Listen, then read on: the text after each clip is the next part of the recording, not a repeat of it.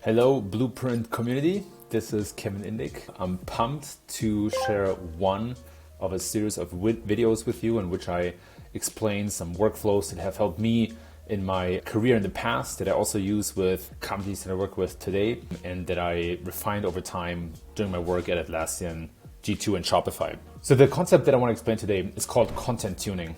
And the idea of content tuning is very simple. After you have reached a certain amount of content on your website, you will have to go back more and more or spend more and more time in grooming and maintaining and refreshing that content. The reasons are very simple. On the one hand, more and more content is created every day, which in return means that the bar for high quality content just constantly rises. So it could be that you publish a piece of content that's best in class today, and then in a couple of months or years, it might just be not that good anymore because other companies or websites have also published content that is a little better than yours. On the other hand, information gets outdated, concepts become outdated, so you have to spend time to groom and maintain your content. Very simple.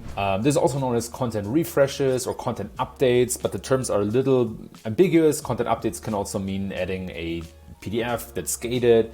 Content refreshes can mean simply just the act of updating outdated information, and content tuning goes a little further than that. And so in this video, I want to explain to you how to do it. I wrote about this over a year ago. I'm not going to go through the whole article. I'm really just going to focus on the key process. And so the very basic thing that you want to do is you want to go to Google Search Console.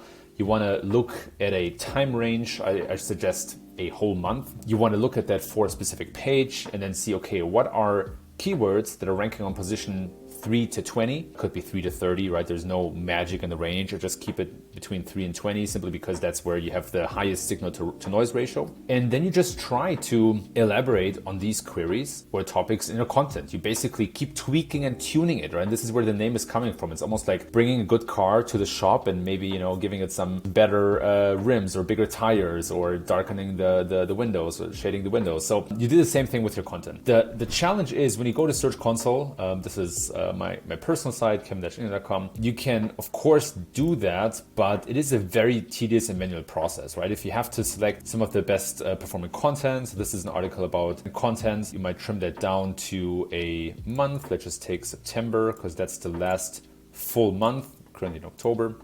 So you select the time range. And now you can go back to the queries tab and you can see, okay, maybe I want to add the average position, and then you can filter here, say for position greater than 3. Let's just do that. And then you get a bunch of keywords here. You could then add the impressions and just sort this by impressions to see, okay, what are the keywords that are higher than position 3? And you can then see that's already really run into problems with the Google Search Console. You cannot, it's difficult to define a range. And so you see, for example, that this content ranks 7 for how to detect AI content. So that could be a keyword where maybe it makes sense to improve the content to rank for that keyword as well.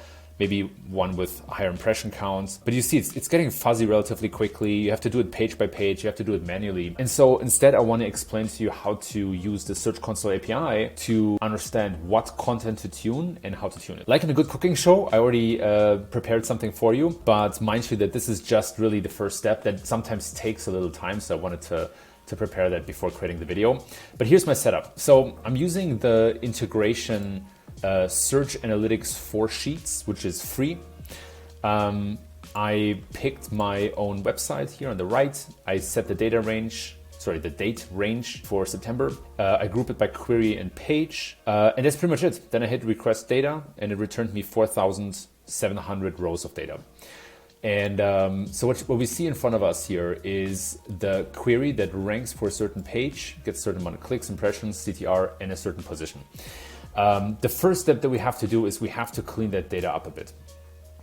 There's going to be quite some noise because this includes a whole download from the Search Console API. Also, keywords that only get a few impressions, and that is very noisy. And we want to start by filtering that out. So we create a simple filter in Sheets and we sort by impressions. And then we are going to remove all the keywords that get less than 10 impressions. Simply because that's where you have a lot of noise, you don't have a lot of helpful stuff in here. You might even, for a large site, go below 50 impressions or 100 impressions. So you got to play around a little bit with the signal to noise here. We're just going to simply select that and delete, and you might have already seen that this was a huge amount of the available keywords. We're now at 4,800 compared to 14,000 previously. So that might have already made this a little better.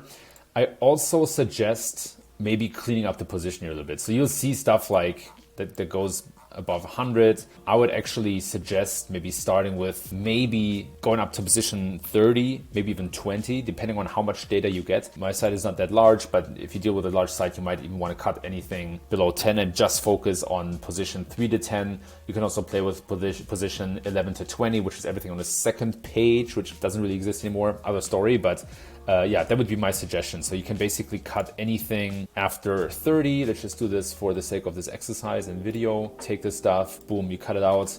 You're left with about 1,000 keywords. You can clean up some other noisy stuff, right? The site query is probably not gonna be something that I'm gonna optimize for. I also suggest taking out brand keywords. So anything that includes my name, I will just throw out simply because, as you can see, pretty noisy, this. And then we should be left with some that's usable. There might be more cleanup you have to do, right? Like you wanna have like SEO roundtable. I'm probably not gonna optimize for any brand names. Sometimes there are special characters and stuff, but we're gonna leave it at that. And in essence, what we're going to do is we're going to sort by impressions, and that should already give us some really good suggestions. And what I'm mostly curious about here is what are all the keywords that are not ranking at the top position. So we could, as an additional cleanup step, we could also delete anything that ranks up until position 4. Just do that and consider anything that ranks in position 3 a success. And then we go back to sorting by highest impression count.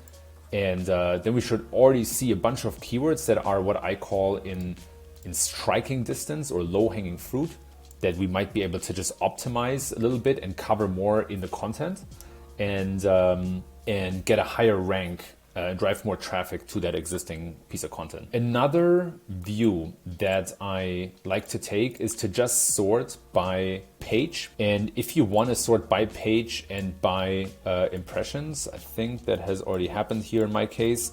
Sometimes sometimes the sheet can be a little sturdy, but there's a way to sort it by impressions and the page as well.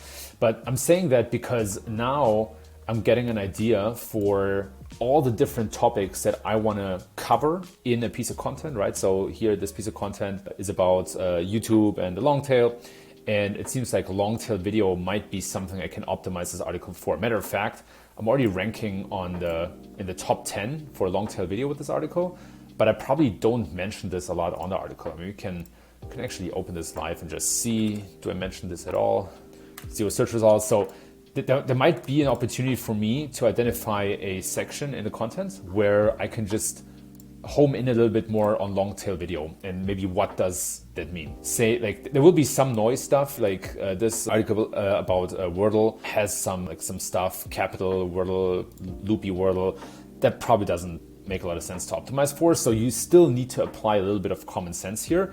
But what you now have is a sorted view on where you find big opportunities. You can even color code. I like that as well, where you say, okay, let's just add some conditional formatting for this and highlight the biggest opportunities here. So you make it visually more appealing and you immediately see, oh, audio search engine. That should be something I should optimize for. User intent is another keyword that I should really tackle, ranking on average in position 13. So, might be a little tweaking. And another thing that could be true is that by covering these other keywords more, where I'm not ranking well for, that might increase the relevance of this article for one of these higher search volume terms overall. So this is also something you can copy paste, give to a writer or to a freelancer or agency and just say, hey, please look at this piece of content again and make sure that we cover all of these other queries that don't get a lot of clicks right now, and see if we're missing any substantial subtopic, right? So maybe I haven't covered the different types of user intent well enough, or how to actually optimize for user intent, or the difference between user intent and search intent, which is basically the same thing. So yeah, that's pretty much it. That's how I go back and tune existing content.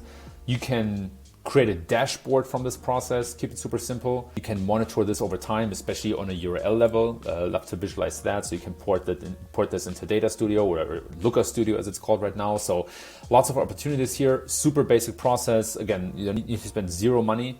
Just do this with the search analytics for Sheets integration and Google Sheets, obviously. And boom, there you go. There's a process that will certainly increase organic traffic. I've seen massive results from this in the past. And especially the larger your site gets, the more content you create, the more you have to go back and tune existing content. That's it from my side. I hope this was useful. Feel free to ping me on Slack and share in the group what you think about this. If you have any ways to make this better, cooler, any feedback about the video, or even just to say hi. That's it from my side. You have a good day.